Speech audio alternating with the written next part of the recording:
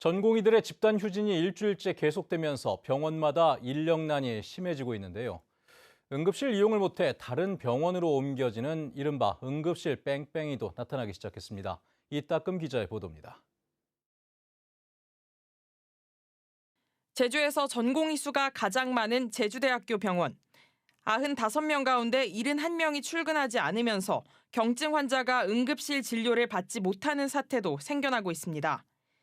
지난 20일에는 복통으로 응급실을 찾았던 80대 여성이, 22일에는 어지럼증을 호소한 40대 여성이 다른 병의원으로 돌려보내졌습니다. 지난 일주일 동안 3명의 환자가 응급실 앞에서 의사 인력 부족으로 재이송됐습니다. 응급실 대기 시간도 평소보다 30분 넘게 길어졌다는 말이 나옵니다. 다른 때 같은 경우에는 오면은 빨리빨리 피 검사부터 시작해서 쭉 하는데 이번에는 피 검사 하는데도 시간이 되게 오래 걸리고 그다음에 와서 처치하는 거나 이런 것도 다른 때보다는 많이 늦어요. 전공의 35명 가운데 27명이 의료 현장을 떠난 제주 한라병원. 전공의가 주로 배치됐던 중환자실은 일손 부족과 업무 과부하가 심각해지고 있습니다. 중증 환자를 진료하는 분야는 모두 다 아시다시피 야간 휴일에 집중되고 한 명이 진료하는 것이 아니라 다수가 들어갈 때는 반드시 전공의나 인턴이 들어가기 때문에 그쪽 인력에서 상당히 어려움이 많이 호소되고 있기 때문에 제주에서도 전공의 집단 사직 여파가 커지기 시작하자 제주도는 응급의료지원단을 긴급 운영하기로 했습니다. 응급 환자 이송 지침을 마련하고 운영 상황을 살펴 응급실 뺑뺑이가 늘어나는 걸 막겠다는 겁니다. 병상이 부족한다든가 의사가 갑자기 없다든가 그러면은 우리 못 받아 이렇게 할 수도 있는 상황이었습니다. 근데 이것은 지금 모니터링을 해서 왜 못 받는지 그때 당시 어떤 상황이 됐는지 이런 것들을 체계적으로 이제 분석을 하겠다는 겁니다. 하지만 의료지원단이 응급실 배치에 직접 개입할 권한이 없고 의사가 부족하면 취할 수 있는 조치도 없어 전공의 사직 사태가 길어지면 환자들의 피해는 걷잡을 수 없이 커질 것으로 우려됩니다. MBC 뉴스 이따금입니다. 오영훈 도지사가 행정체제 개편위원회 권고에 따라 기초자치단체를 도입하고 제주를 3개의 행정구역으로 나누는 안을 수용했는데요. 오늘 열린 제주도의회 업무 보고에서는 제주도의회의 제주도 행정체제 개편 추진에 대한 우려가 쏟아졌습니다. 박주영 기자의 보도입니다. 오영훈 지사의 주요 공약이자 제주 지역 최대 현안인 제주도 행정체제 개편. 먼저 도의원들은 기초자치단체 부활에 대한 준비 부족을 지적했습니다. 기초자치단체를 만들어 사무 배분을 할 경우 개정을 검토해야 할 법률 등이 1,200여 개가 넘는데도 행정안전부만 설득하면 된다고 생각한다는 겁니다. 이거 제주특별법만 뜯어고칠 사항이 아니에요. 우리나라 거의 전제법 정도쯤에 개정이 들어가야 되는 건데 이게 가능할까라는 거죠.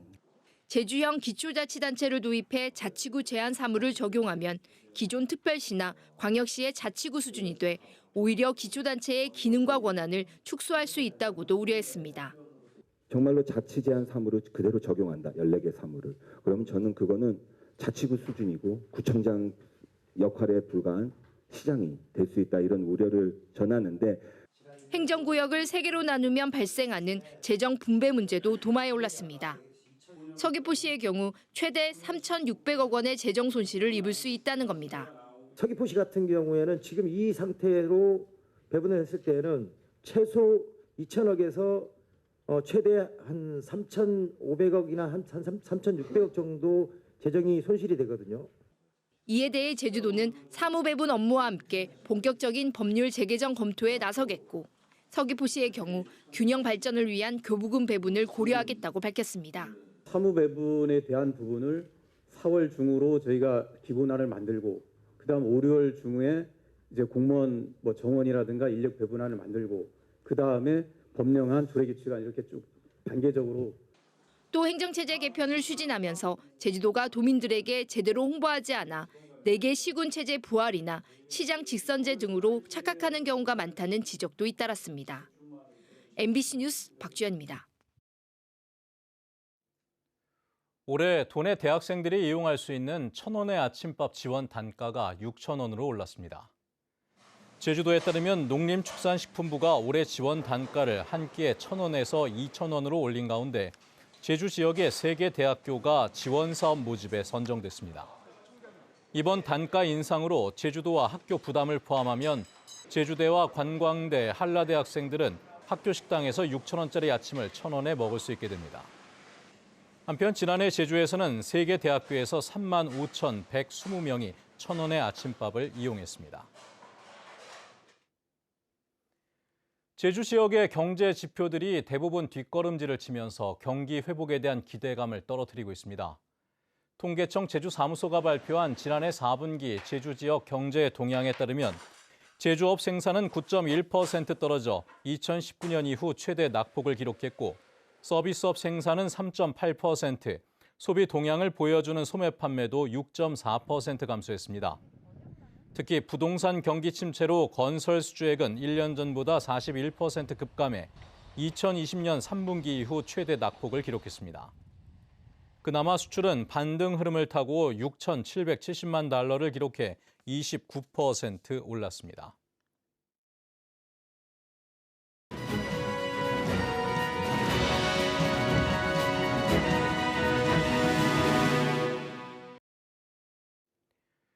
여야의 총선 후보 공천이 진행되면서 제주 지역의 본선 대진표도 윤곽을 드러내고 있죠. 선택 2024 오늘은 더불어민주당 제주시갑 선거구 경선에서 승리한 문대림 후보를 조인호 기자가 만나보겠습니다. 현역 의원과의 경선에서 승리하셨는데요. 먼저 소감 말씀해 주시죠. 당심과 민심 모두에서 유권자분들이 그리고 더불어민주당 당원 동지분들이 저에게 승리를 안겨주어서 정말 고맙다는 인사의 말씀을 드리고 싶고요. 그분들이 기대와 희망을 받아 안는 것이 중요하다. 그래서 승리의 기쁨은 잠시이고 이제 본선 경쟁력을 위해서 내가 무엇을 준비해야 되는가에 대해서 고민을 많이 하고 있습니다. 경선 과정에서 송재호 후보에 대한 여러 가지 의혹 제기하셨는데요. 민주당 원팀 만들 수 있겠습니까? 저는 가능하다고 봅니다. 우선 공적 임무를 수행하는 후보자에 대한 정책적 검증, 그리고 정체성과 정치적 검증, 그리고 도덕성 검증은 따지고 보면 공적 과정이라고 볼 수 있습니다. 그런 과정이었는데 상호 충돌식으로 좀 치열하게 진행됐다는 점 유감으로 생각을 하고 있고요. 송재호 후보님과 지지자분들이 상심이 크실 것으로 저는 생각을 하고 있습니다. 약간의 시간이 필요하다는 생각을 갖고 있고 저희들이 지속적으로 이렇게 그분들께 다가서는 노력을 게을리하지 않겠다 이런 생각을 갖고 있습니다. 윤석열 정권 심판을 출마 이유로 밝히셨는데요. 네. 왜 심판해야 한다고 생각하십니까? 저는 국민을 이기는 대통령은 있어서는 안 된다고 보고 있습니다. 국민과 소통하지 않고 국민 위에 군림하는 그런 대통령은 심판받아야 된다. 특히 민생경제 부분에서 윤석열 정부의 실정은 매우 큽니다. 작년 발표된 자료에 의하면 무역수지 적자가 265억 달러입니다. 이거는 단군 이래 최대의 적자거든요. 이렇게 시급한 현안들이 많음에도 불구하고 윤석열 정부는 김건희 여사의 권력 노름에 갇혀 있다. 이런 정부에 대해서 심판은 매우 중요하고요. 더욱이 또 후쿠시마 원전 오염수 방류, 제주도민의 생존권, 기본권과 관련된 문제입니다. 윤석열 정부는 방조했다고 볼 수가 있겠습니다. 제2공항 기본계획 고시가 임박한 상황인데 주민 투표도 필요하다는 입장이시죠? 가능하겠습니까? 갈등은 치유를 위한 대안, 치유도 중요하지만 예방을 위한 대안을 어떻게 마련하느냐가 매우 중요하다고 봅니다. 환경영향평가 진행 과정에 찬성 측과 반대 측이 엄청난 갈등이 지금 예견되고 있습니다. 지금이라도 국토부 제주도의회 그리고 찬반 양측 오자협의체를 통해서 이 갈등 예방을 위한 조치를 해야 된다. 그러기 위해서는 주민투표 또는 확장된 공론조사 방식 등 여러 가지 갈등 해결을 위한 방법들이 저는 있다라고 생각을 하고 있습니다. 그리고 과연 제주도에 공항이 2개의 공항이 필요한 것인가? 2014년 용역을 주면서 과합지시서에 복수공항을 기정사실화했습니다. 이 과정에 도민적 합의 절차가 저는 빠졌다라고 생각을 하고 있습니다. 더 큰 갈등을 예방하기 위해서 이런 부분에 대해서는 전향적인 판단이 필요한 시점이다. 그렇게 생각을 하고 있습니다. 앞으로 당선되면 어떤 국회의원 되고 싶은지 말씀해 주시죠. 저는 경선 과정에서도 현장 정치, 성과의 정치를 강조했습니다. 아시겠지만 저는 제주도의 굵직굵직한 현안을 풀어냈던 경험이 있습니다. 예리 휴양령 주거단지 해외 투자자 손해배상 청구 소송, 4조가 넘는 규모의 소송이었습니다. 29차례 협상을 통해서 풀어냈던 경험이 있습니다. 강정 구상권 철회 문제 지금은 조용해졌지만 그 과정도 제가 주도적 역할을 하면서 실질적으로 풀어내는데 상당히 중요한 역할을 했던 경험들이 있습니다. 저 문대림, 단단해진 문대림, 다듬어진 문대림을 믿어주시고 지원해 주시기를 간곡하게 부탁드리겠습니다. 네, 오늘 말씀 고맙습니다.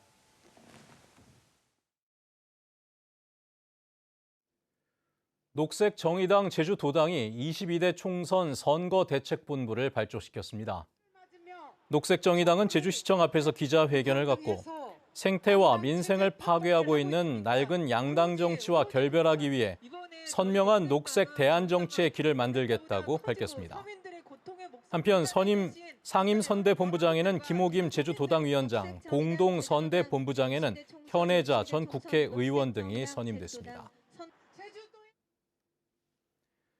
국민의힘 서귀포시 선거구 경선에서 탈락한 이경용 예비후보가 결과에 승복한다며 고기철 후보의 승리를 축하했습니다. 고기철 후보도 서귀포의 미래를 위해 이경용 후보가 함께할 것으로 믿는다고 밝혔습니다. 한편 국민의힘 제주시갑 당원협의회 운영위원회는 성명을 내고 총선을 40여일 앞두고도 후보가 확정되지 않아 심각한 우려를 표명한다며 중앙당의 비상한 결정을 촉구했습니다. 내일 예정된 제주도 의회의 곶자왈 보전관리 조례 개정안 심사를 앞두고 환경단체들의 책임 있는 심사를 촉구했습니다. 사단법인 곶자왈 사람들은 성명을 내고 곶자왈을 제대로 지킬 수 있는 보전 조례가 되도록 도의회 환도위가 의무와 책임을 다하라고 요구했습니다. 또 보호지역을 제외한 곶자왈 지역의 개발을 허용하도록 하는 개정안이 통과되면 개발 위협은 더 커지고 난개발을 불러올 것이라며 조례안을 바로 잡아야 한다고 강조했습니다. 태국에서 대마 가루를 숨겨 입국한 30대가 세관에 붙잡혀 경찰에 넘겨졌습니다. 제주경찰청은 지난 23일 아침 7시 반쯤 부산 김해공항 국제선 검색대에서 알약 캡슐 130여 개의 대마 가루를 넣어온 30대 남성을 세관과 공조에 검거한 뒤 마약 밀반입 경위를 수사하고 있습니다. 이 남성은 부산을 거쳐 제주로 들어오려고 했는데 경찰 조사에서 자신이 투약하기 위해 대마 가루를 사왔다고 진술한 것으로 알려졌습니다. 최근 보조금 횡령 의혹으로 경찰의 수사가 진행되고 있는 수협에서 또다시 직원의 비위 의혹이 제기됐습니다. 수협중앙회는 도내 모 수협에 감사반을 투입해 장부를 확인하는 등 감사에 착수했는데 직원 2명의 경비와 공과금 횡령 의혹을 조사 중인 것으로 알려졌습니다. 해당 수협은 지난달에도 직원 1명이 보조금 9억 원을 횡령했다며 직원을 경찰에 고소했었습니다. 어제 오후 3시 반쯤 제주시 한리읍의 한 창고에서 불이 나 인명피해는 없었지만 창고 내부 130여 제곱미터와 가재 도구 등을 태워 소방서 추산 850여만 원의 지산 피해를 냈습니다. 소방당국은 해당 건물이 샌드위치 패널로 지어져 연기가 많이 발생했으며 저온 창고로 사용하다 현재는 거주용으로 쓰고 있다는 관계자의 말에 따라 정확한 화재 원인을 조사하고 있습니다. 오는 3.1절 연휴에 관광객 15만여 명이 제주를 찾을 것으로 보입니다. 제주도 관광협회는 오는 29일부터 다음 달 3일까지 나흘 동안 이어지는 3.1절 연휴에 하루 평균 관광객 3만 8천 명이 제주를 방문해 연휴 관광객이 15만 3천 명에 이를 것으로 전망했습니다. 이는 지난해 같은 기간보다 22.3% 늘어난 것인데 제주 도착 항공기 편수는 20여 편 줄었지만 탑승률은 90%에 육박할 것으로 예상됩니다. 뉴스데스크 제주였습니다. 시청해주신 여러분 고맙습니다.